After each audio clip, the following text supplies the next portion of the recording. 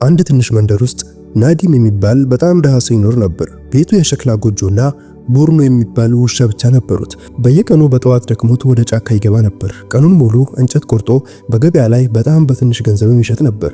ከሽያጩ የሚመጣው ገንዘብ ለዕለቱ ምግብ ብቻ ነበር የሚበቃው። የናዲም ሚስት ሻሂስት ቆንጆ ብትሆንም ምላሷ ግን በጣም መጥፎ ነበር። በድህነት ሰልችቷትም ነበር። ባሏን ምንም የማትረባ ሰው ነው ብለው ትንቀውም ነበር። ሁልጊዜም በቃላት ታስቀይመውና ታዋርደውም ነበር። አንድ ቀን ማታ ከባድ ዝናብ እየዘነበ ናዲም ደክሞት እንጨት ተሸክሞ ወደ ቤቱ ሲደርስ በሩ ላይ የተፈጠረ ነገር ልቡን ሰበረው። ሻሂስት በንዴት አይኗን አፍጥታ ጮክ ብላ ከቤቱ ውጣ፣ አንተ እድለቢስ ሰው፣ ከዛሬ ጀምሮ አታስፈልገኝም አለችው። ናዲምም ደንግጦ ሻሂስት ምን እያደረግች ነው? ወዴት ልሂድ አላት። ሻሂስትም መለሰችለት፣ ወደ ፈለክበት ሂድ፣ ከውሻህ ቡርኖ ጋር ሂድ፣ እሱ እንኳን ካንተ ይሻላል። ይህንን ስትለው ናዲም እንባው መጣ። እንጨቱንና የልቡን ሐዘን አንስቶ ምንም ሳይናገር በዝምታም ወጣ። ቡርኖም ዝም ብሎ ተከተለው። ልክ ናዲም በጣም መጎዳቱንም ተረዳ። ከመንደሩ ዳርቻ ሲደርስ ናዲም አንድ ትልቅ ዛፍ ስር ተቀመጠ። ወደ ሰማይ ቀና ብሎ አምላኬ ሆይ ከዚህ ውሻ በስተቀር ማንም ሰው የለኝም፣ አንተ ብቻ ነህ ተስፋዬ ብሎም ጸለየ። ከዚች ሰዓት ጀምሮ ናዲምም ሆነ ሻሂስት ያልጠበቁት ነገርም ተፈጠረ። ሌሊት እየጨለመ ሲሄድ ናዲም ከዛፍ ስር ተቀመጠ። ቡርኖ ጭንቅላቱን በጭኑ ላይ አድርጎ ያጽናናውም ነበር። በጣም ሲደብረው ናዲም ተነስቶ ወደ ጫካው ጥግም ገባ። ሲሄድ አሮጌና ፈራሽ ጎጆም አገኘ። ናዲም ገብቶ እሳት ለኮሰ። ብርዱን ለማስወገድ ከዛ መሬት ላይ ከቡርኖ ጋር ገደም አለ። ቡርኖ አንተ ከኔ ጋር እስካለህ ድረስ ድህነት አያሸንፈኝም፣ አንተ ከብዙ ሰው ትበልጣለህም አለው። ኩለሌቱ ደርሶ ነበር። በድንገት ቡርኖ ማንኮራፋት ጀመረ። አይኖቹ የጎጆው ጨለማ ጥግ ተተክለውም ነበር። ናዲም ደንግጦ ምንድነው ቡርኖ አውሬ ነው አለ። ቡርኖ መሬቱን መቆፈር ጀመረ። ናዲም ችቦውን አንስቶ አበራለት። እዚያ ያለው መሬት የሰመጠ ይመስላል። ልክ ሰው የሆነ ነገር ቀብሮ እንደደበቀበት ይመስላል። ሁለቱም ተያይዘው መቆፈር ጀመሩ። በጥቂት ደቂቃዎች ውስጥ እጃቸው ጠንካራ እንጨት ነካ።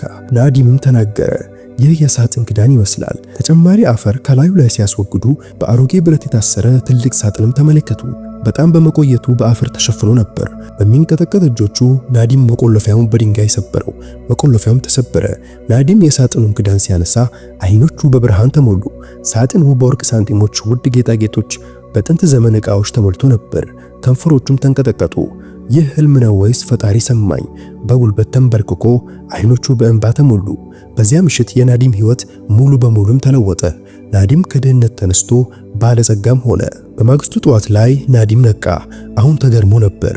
ወርቁን በጥንቃቄ ተመለከተ። እንዲህም አለ፣ ይህንን ሀብት መደበቅ አለብኝ። ብዙ ሰው ካየ ይቀናና ሊዘርፍኝ ይችላል። ሳጥኑን ዘጋውና በአፈርም ሸፈነው። ትንሽ ገንዘብ ብቻ ይዞ ወደ ገበያ መጣ። ገበያው ዛሬ በጣም ደመቅ ብሏል። ናዲም ለራሱና ለቡርኖ ምግብ ገዛ። ከዚያም ሰው በማይበዛበት መንገድም ተመለሰ። ሌሊት ናዲም ከሀብት የሚያስፈልገውን ያህል ወርቅ በማውጣት ዕቃ ገዝቶ በገበያ ይሸጥም ነበር። ቀስ በቀስ ንግድ መስራት ተማረ። በጥቂት ሳምንታት ውስጥ ትንሽ ሱቅም ከፈተ። እዚያም ትክክለኛውን ሚዛን ይጠቀማል እና ከሚያስፈልገው በላይ ገንዘብ አይወስድም ነበር። ሰዎች ከሱ ዕቃ ሳይሆን እውነተኛ ታማኝነትን ይገዙ ነበር። ፈገግታውና ቅንነቱ ብዙ ሰዎችን አስደሰተ። በአጭር ጊዜ ውስጥ የመንደሩ ሰዎች ሁሉ እየተባባሉ ያ ጎጆ ውስጥ የሚኖሩ ሰውዬ በረከት አለው ይሉ ነበር። ናዲም ግን አሁንም በዚያው አሮጌ ጎጆ ውስጥ ይኖር ነበር። ሌሊት ሲሆን ከቡርኖ ጋር ተቀምጦ ፈገግ አለ። ወዳጆች፣ የመንደሩ ባለጸጋዎች በሸክላ ጎጆ ውስጥ ከውሻ ጋር እንጀራ እንደሚበላ ማንም አያውቅም ነበር። ሀብት ልቤን እንዲቀይረው አልፈልግም ይል ነበር። ናዲም በሐቀኝነት ከፍ ከፍ አለ። በረከት ጨመረለት። በዚህ ሁሉ መሃል ርቃ ያለች አንዲት ሴት በየቀኑ ትመለከተው ነበር። ሻሂስት ከቤት ያባረረችው ያቺው ሴት አሁን ንስሐ በልቧ ውስጥም ነበር። ሴቶችን ትጠይቃለች። እንጨት ሻጥ የነበረው ያ ናዲም ነው? መልሱም አዎ ታላቅ ነጋዴ እኮ ሆኗል የሚልም ነበር። ሻሂስት በልቧ ያን ጊዜ በረዳው ኑሮ ትላለች። አንድ ምሽት ናዲም በሩን ሲከፍት ውጭ ሻሂስት ቆማ ነበር። ፊቷ የደከመ ይመስላል። በዝግታ ድምፅ ሰላም ናዲም አለችው። ናዲም ፊቱን በጥልቅ ተመለከተና ለምን መጣሽም አላት። ሻሂስት እየተንቀጠቀጠች ይቅርታ ልጠይቅህ ነውም አለችው። ያደረኩት በጣም መጥፎ ነበር አለች። ናዲም ወደ ውስጥ እንድትገባ ቢፈቅድም ልብ ይቅርታ ይሰጣል ግን ጠባሳው አይጠፋም አላት። ቡርኖ ወይንም ያ ውሻ በጥርጣሬ ይመለከታት ነበር። ሻሂስት ትንሽ ቆማ ምንም ሳትናገርም ተመለሰች። በማግስቱ ናዲም ሲወጣ ሻሂስት ከጎጆ ፊት ለፊት እየተረገች ነበር። ናዲምም ጠየቀ፣ ይህንን ለምን ታደርጊያለሽ?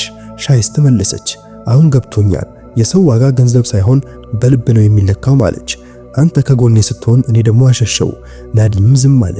ቀስ ብሎ የአንድ ሰው ዋጋ በገንዘብ አይደለም። ድሃ ሆኜ ሳለው የኔ ዋጋ ብትረጅ ኑሮ በሌሊት ከቤት ገፍተሽ አታወጭኝም ነበር። ሻይስትም አለቀሰች። በገንዘብ ታወሬ ነበር፣ አሁን ለሰራሁት እቀጣለሁ አለች። ሌላ እድል ይኖረኛል። ናዲምም ተመለከታት። ከዚያም ወደ ጎጆ ገባ። ራሱንም ጠየቀ፣ ገንዘቤን ፈልጋ ነው ወይስ በእውነት ንስሐ ገባች? ቡርኖ ወደ ውስጥ ገባና ጭኑ ላይ ማረፈ። ናዲም በሹክሹክታ በጥቁር ጊዜ ከጎኔ የቆመው ነው በልቤ ውስጥ ቦታ ያለው። ናዲምም ለሻይስት ግንኙነታችን አብቅቷል አላት። ይቅር ብዬሻለሁ፣ ግን የተሰበረ ነገር እንደገና አይጠገንም። ሻይስትም አለቀሰች። እንደ አገልጋይ እንኳን ልቆይ አለችው። ናዲም አይ ሻይስት መሄድ ይሻልሻል። ሻይስትም ሄደች። በገዛ እጇ ያጠፋችው እድሏም ነበር። ናዲምና ቡርኖ ብቻ የሚኖሩበት ጎጆ የሰዎች መሰባሰቢያ ቦታም ሆነ። ሁሉም ሰው ናዲም የኛ ጀግና ይሉ ነበር። አንድ ቀን የገዢው ምክትል ሐጂም መርዋንም መጣ። መንደሩን ወክለህ ምክር ቤቱን እንድትቀላቀል እንፈልጋለን አሉት። መሬትና ስልጣን ይሰጣል። ናዲምም እዚህ ጋር ቆም አለ። በረጋ ድምፅ እኔ ድሃ የነበርኩ ሰው ነኝ። ስልጣን ከባድ ነው። ራሴን እንኳን ማስተዳደር አልችልም። ይህንን ስልጣን አልቀበልም አለ። ሐጂም ተገረመ። ዓለም ለክብር ትሮጣለች፣ አንተ ግን ትረግጣታለህ አለው። ናዲምም ፈገግ አለና ልቤ እስካልጠነከረ ድረስ በማንም ላይ መሪ አልሆንም አለ። ሐጂም ከሄደ በኋላ ወሬው ተጀመረ። ይህ ሚስቱ ያባረችው ሰው እንዴት ባለጸጋ ሆነ? ጁዳ የሚባል ቅናት የበላው ነጋዴ ነበር። ለጓደኞቹ ይህ ሰው ሀብት ያገኘው በስርቆት ነው፣ መሬት ሲቆፍር አይቼዋለሁም ይላል። ይህ ወሬ አጂት የሚባል አደገኛ ሽፍታ ወደ ሆነ ሰውም ደረሰ። አጂት ይህ ሀብት የኔ ይሆናልም አለ። በሌሊት አጂት ወደ ናዲም ጎጆም ቀረበ። ናዲም ውሻውን እያስመገበ ነበር። አጂት ይህንን ሀብት በጉልበት አገኘዋለሁ። በማግስቱ አጂት ሰዎችን እንደ ጓደኛ ወደ ናዲም ላከ። ቃሲም የሚባል ሰው ከናዲም ጋራ ጓደኛ መስሎ መጣ። በአዲስ ገበያ ፕሮጀክት ውስጥ አጋር እንሁን አለው። ናዲምም እውነተኛ ጓደኛ ማን ነው? እውነት አንተ ስራ ፈልገህ ነው የመጣኸው? ለምን እውነተኛ ዓላማህን ትደብቃለህ? አለው። ናዲም እውነተኛ ከሆንክ በመስጊድ ውስጥ ከሰዎች ፊት ቃል እንገባባ። ቃሲምም ደነገጠ። ከሩቅ ሲመለከቱ ጥሩ ትመስላለህ፣ በቅርብ ስትመጣ ግን እውነት ይታወቃል አለው። ናዲም አክሎም ሰማ። የምትሮጥበት ሀብት በትዕግስቴ በጥረቴና በክብሬ ውስጥ ተደብቋል። ቃሲም ሄዶ ለአጂትም ነገረው። አጂት አሁን በኃይል እንወስደዋለንም አለ። በዚያ ምሽት አጂት ከሶስት ጉልበተኞች ጋራ ናዲም ጎጆ መጣ። ወደ መስኮቱ ሲደርሱ ቡርኖ ወይንም ያቺ ውሻ በድንገት በጣም ጮኸች። እንደ መብረቅ በላዩ ላይም ዘለለች እና ክንዱንም ነከሰው። ናዲምም ከጎጆ ወጣ።